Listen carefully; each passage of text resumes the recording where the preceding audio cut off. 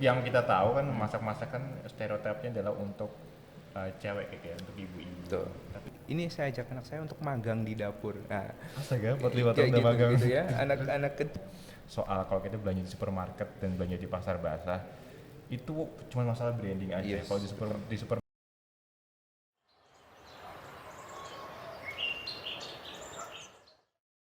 Welcome to White Space Thinker, sama saya Aldian Darwin. Kali ini saya ditemani lagi-lagi oleh chef lagi.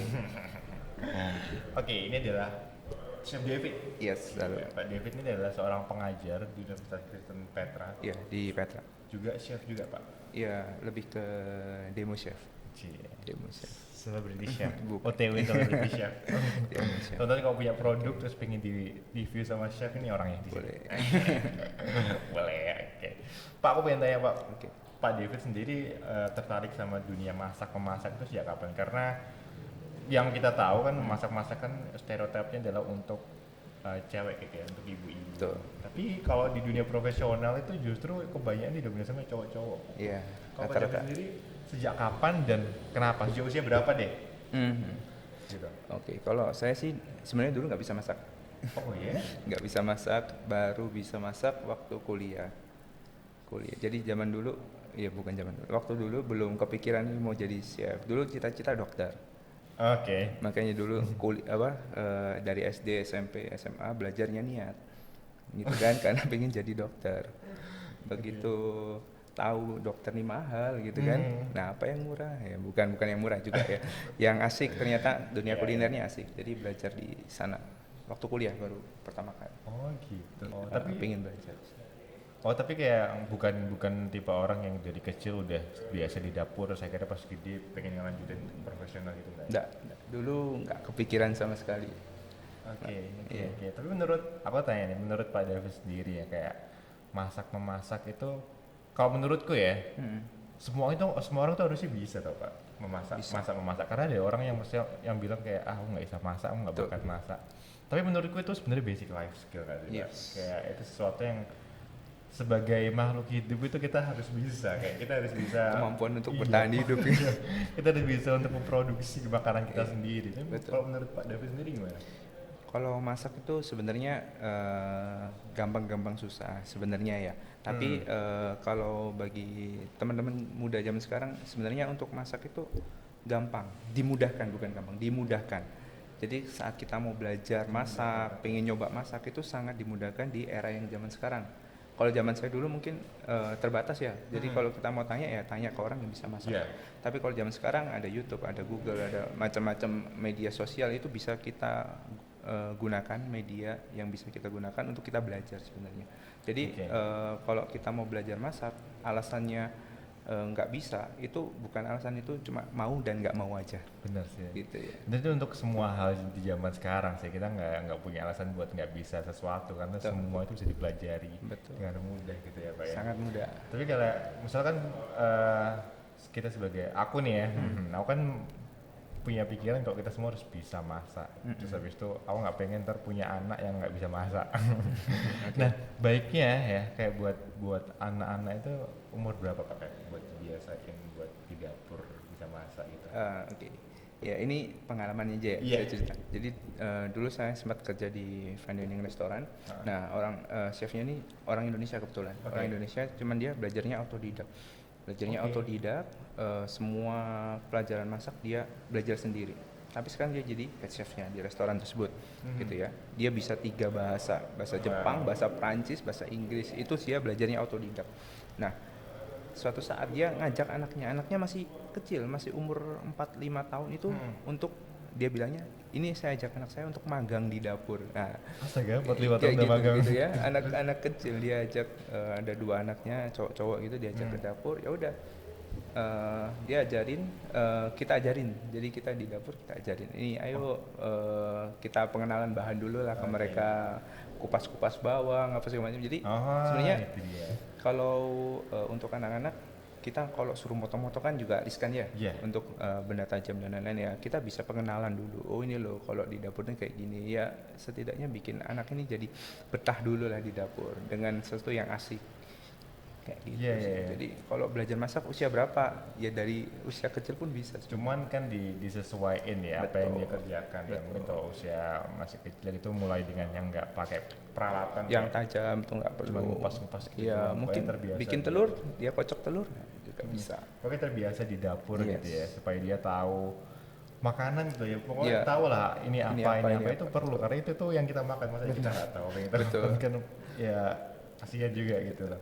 Tapi ada nggak sih Pak hubungannya kebiasaan masak sama apa ya kedewasaan seseorang? Karena yang sempat aku baca sih cowok yang kebiasa masak itu mereka lebih tidak seksis Oke. karena dia udah nggak percaya sama stereotip kalau cewek itu masak. Karena kan ya untuk budaya timur ya, Iya. kadang kan ada orang yang dapur itu cuma buat cewek, terus maunya dilayani, semua yang masak itu cewek. Tapi kalau orang yang biasa di dapur itu mereka nggak punya pemikiran semacam itu. Yes. Setuju nggak sih Pak? Setuju. Ya, ya kali kita di tempat kerja udah masak, di rumah suruh masak lagi kan juga sesuatu ya. Jadi kalau di rumah ya Iya biar juga, ya. biar ada misal istri atau ibu rumah tangga yang masakin untuk kita sekali-sekali juga oke.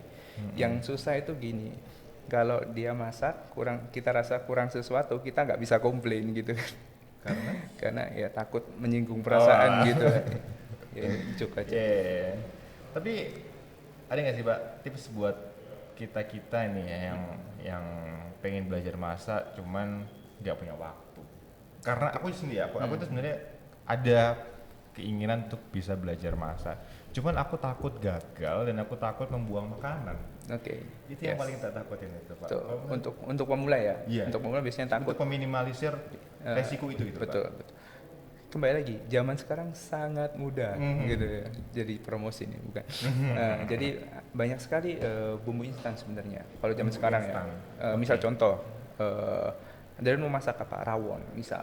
Rawon kalau zaman dulu kita harus beli bawang merah, bawang putih, terus keluak dan lain-lain. Zaman sekarang kita beli bumbu jadi Iya merek sih. tertentu ya, rawon. Kita tinggal tambahin garam, gula, kasih dagingnya, selesai. Oke, tapi Dan kayak sorry, kayak gini tuh apa ya dari sisi kayak gizinya itu Oke. setara nggak sih kalau kita bikin sesuatu yang apa namanya benar-benar dari scratch Yes. atau dari instan kayak dari bumbu jadi gitu? Sebenarnya selama kita nggak terlalu sering ya untuk mengkonsumsi barang-barang itu kan barang yang apalagi Indonesia, untuk bumbu makanan Indonesia ini sebenarnya kita itu sangat bersyukur gitu ya. Kenapa? Karena dia ada pengawet alami. Ada pengawet alami dari bahan-bahan yang sudah dibuat di dalam kemasan tersebut. Nah, mungkin di dalam kemasan itu ada sedikit lah tambahan bumbu pengawet dan lain-lain. Tapi secara nggak langsung dengan bahan-bahan yang Indonesia punya, itu dia punya pengawet alaminya sendiri. Jadi bumbu tersebut tidak begitu perlu banyak adiktif, bahan tambahan pengawet. Jadi untuk dari kesehatan selama kita nggak terlalu sering ya mengkonsumsi, nggak setiap hari bikin kayak gitu-gitu kan masih bisa.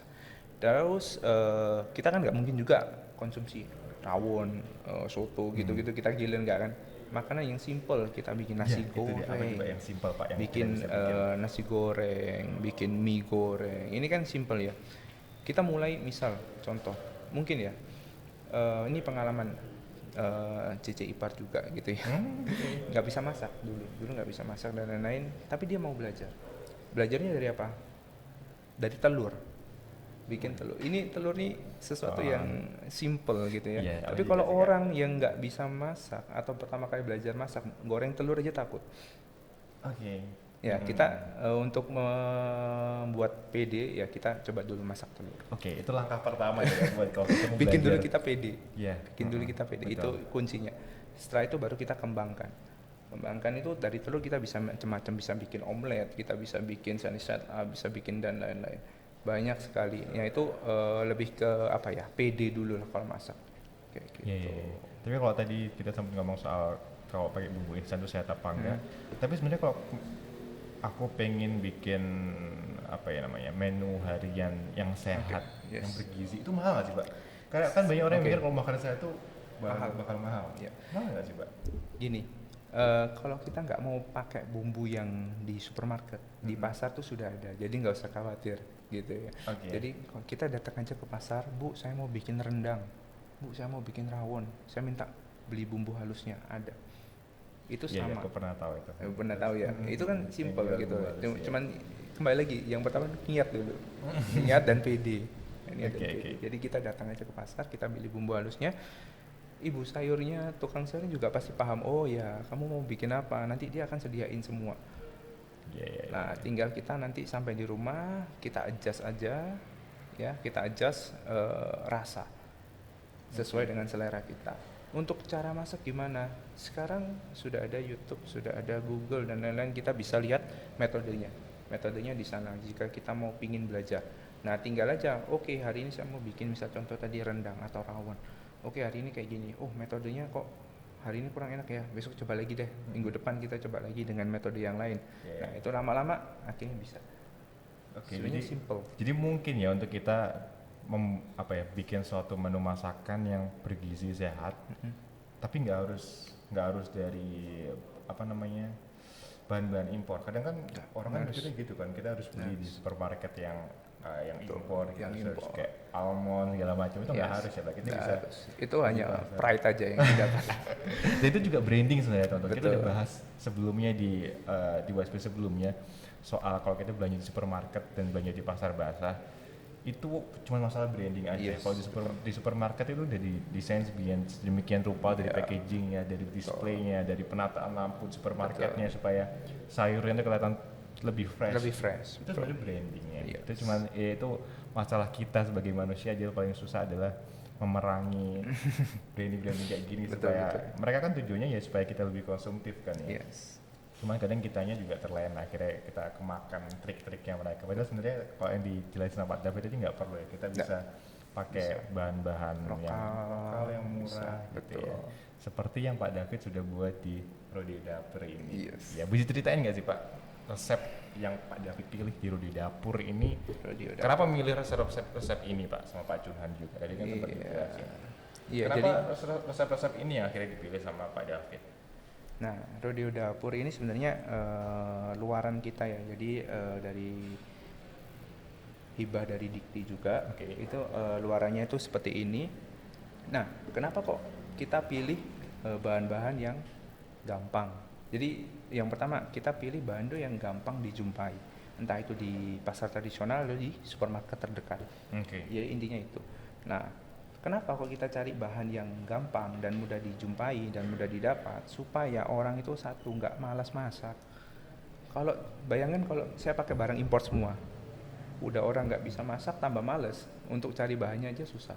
Nah, dari situ. Nah, makanya kita kepikiran untuk cari bahan yang di sekitar kita aja deh, yang gampang dan melimpah. Yes. Kayak gitu. Jadi ada kacang-kacangan, lalu ada ubi-ubian, ada buah-buahan, itu yang kita pakai.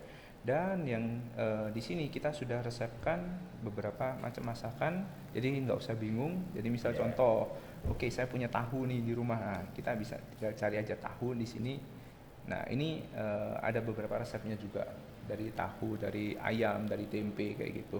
Dan ini kita buat dalam bentuk games. Oke. Jadi lebih seru. Jadi kalau mau masak, misal contoh nih kita lagi ada retreat atau apa, kita main games. Siapa nih besok yang masak? Kita main game ini aja gitu kan. Dari game ini, asik kan? Iya. Gitu. Jadi Iya benar juga. jadi lebih asik, gitu kan? Besok siapa yang masak? Nah, kita masak dari kayak gini nih. Nah, itu kan lebih asik. Iya, itu jadi bentuk bonding juga ya. Kalau di Betul. rumah kita main ini sama keluarga, itu Betul. siapa yang masak? Terus yang misalkan yang kalah yang masak. Yang gitu kalah yang kan. masak. Terus habis itu masaknya dari apa terus resep yang Yang ada di di sini, sini gitu ya, yang mereka Jadi dapat dari bisa. sini gitu ya. Nah, Yes, keren, ini udah ada resepnya, metode masaknya dengan terkompres. dengan cara yang fun ya, dengan Yes. permainan gitu ya. Yang Jadi aku games. pengen coba men-challenge Tinker di sini untuk memainkan ini lalu memasak makanan dari resep yang ada di sini. Betul. Wah, ini keren banget ya Pak ya. Jadi bisa jadi salah satu bentuk bonding juga sama Bonding, keluarga betul. gitu ya. Jadi kita Yes. ketika kita main board game kan memang sesuatu yang perlu kita interaksi secara langsung ya. Dari situ aja itu udah menambah apa ya, semacam bonding buat ke keluarga. Terus habis itu kita masak juga buat keluarga, terus jadiin bekal. Itu lebih baik lah ya. Tapi Pak, kalau ngomongin bekal, Oke. apa ya? Menurut Bapak bekal yang seimbang itu gimana Pak? Kalau bekal yang seimbang pasti ya dari dulu zaman sampai sekarang itu sama 4 sehat 5 sempurna. Semuanya juga sudah kita kompres juga. Ada di sini juga. Ada di kompres Wow. kita di dalam situ. Jadi kita pertimbangkan nilai gizi. Pertimbangkan nilai gizi yang seimbang. Jadi apa yang seimbang ada kebutuhan protein, karbohidrat, lalu sayur-sayuran dan buah-buahan.